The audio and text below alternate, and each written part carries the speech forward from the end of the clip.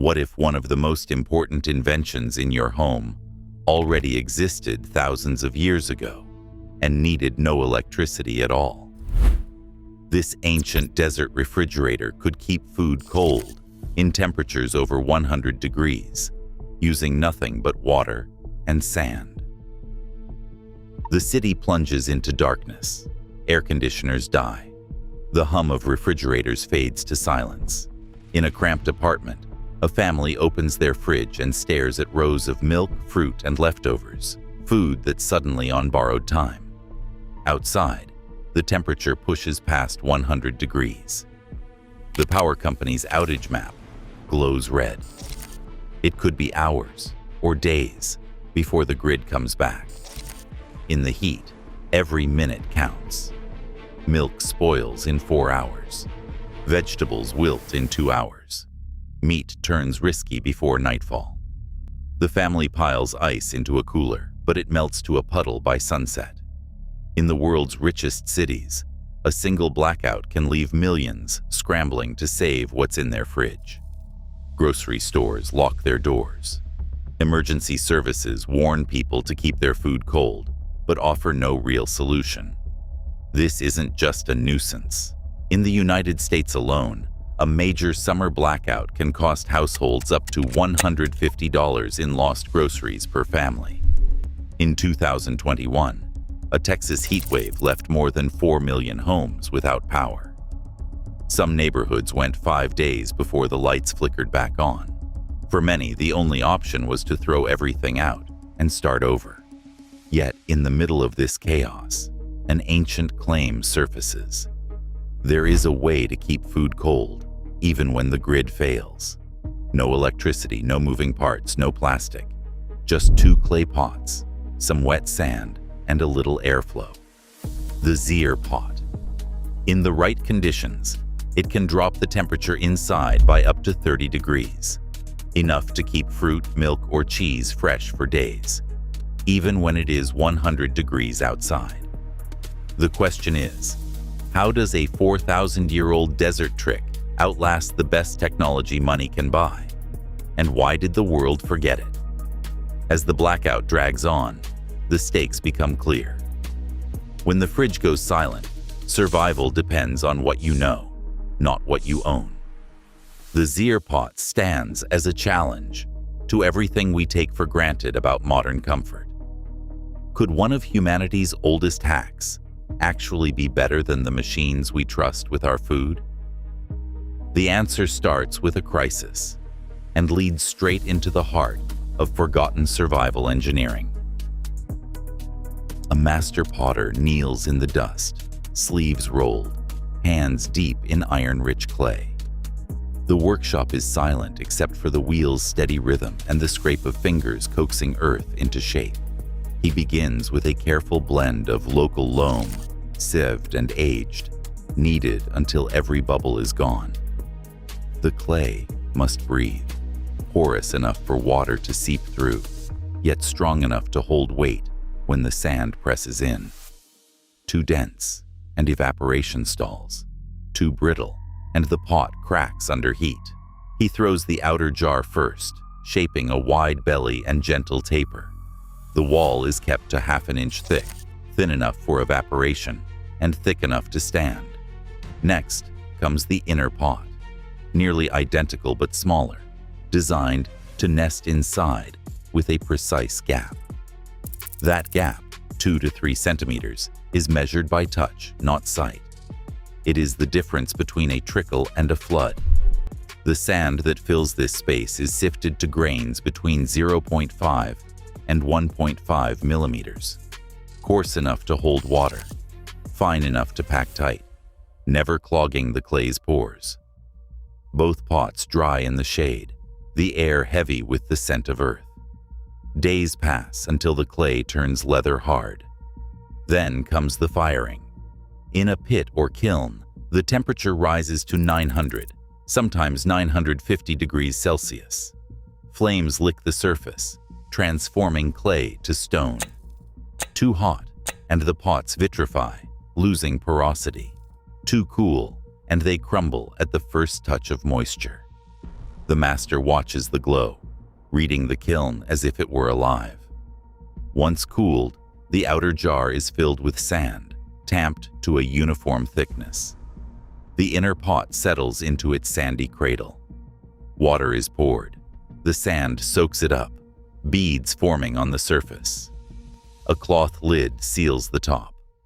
The Zier pot is ready, an object shaped by earth, water, and fire, where ancient skill turns raw elements into a lifeline. A field scientist steps into the desert heat, thermometer in hand, as the sun claws past 105 degrees Fahrenheit. Two clay pots, one nested inside the other and packed with wet sand, sit side by side with a modern refrigerator, unplugged and helpless. The test is simple, which can keep food safe when the grid is gone and the air itself feels like fire. Sensors are placed. The Zier pot's lid is sealed with a damp cloth. Inside, fresh fruit and a bottle of milk wait. Next to it, the fridge's digital display blinks out, powerless. 8 hours pass. The sand is re-wetted twice, each time drawing a hiss, as water vanishes into vapor. At the end of the trial, the readings tell the story. Ambient temperature, 105 degrees Fahrenheit. Inside the Zier pot, the temperature reads 68 degrees Fahrenheit, cool enough to keep milk from souring and fruit crisp. The fridge, now just a metal box, has climbed to 98 degrees Fahrenheit. Its shelves are as hot as the air outside. The Zier pot hasn't just survived. It has won by 30 degrees, using nothing but evaporation and earth. But then the field scientist resets the test. This time, humidity spikes to 80%. The desert air feels heavy, thick with invisible water. The Zier pot is recharged, sand saturated, airflow steady. Hours crawl by, but the numbers barely move. The thermometer inside the pot drops by only a single degree, sometimes 2. The cooling magic is gone.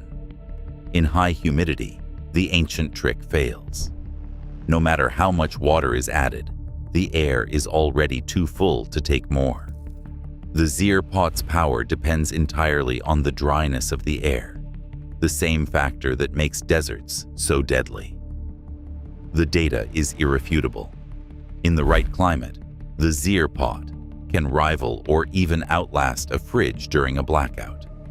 In the wrong climate, it is just another clay jar. The scientist logs the results, sweat streaking down his arms. What works in the Sahara can fail in the tropics. The Zier pot's secret is not just ancient engineering, it is a partnership with the air itself. The question is not only how it works, but where and for whom it becomes a lifeline. The search for answers now widens. If the Zier pot is part of a hidden family of survival tech, what else have we forgotten? And who decides which knowledge gets lost and which gets banned? Across deserts, mountains, and ancient cities, the Zier pot is just one member of a forgotten global network. Civilizations everywhere engineered ways to keep cool without a single watt of electricity. In the heart of ancient Persia, wind catchers soared above rooftops, funneling even the faintest breeze into underground tunnels called qanats. Air swept over hidden water channels, dropping temperatures by up to 15 degrees before reaching the rooms above. Not far away, the Yakchal, massive domes of mud brick, stored winter ice beneath layers of insulating earth, preserving food and chilling drinks through months of blazing heat.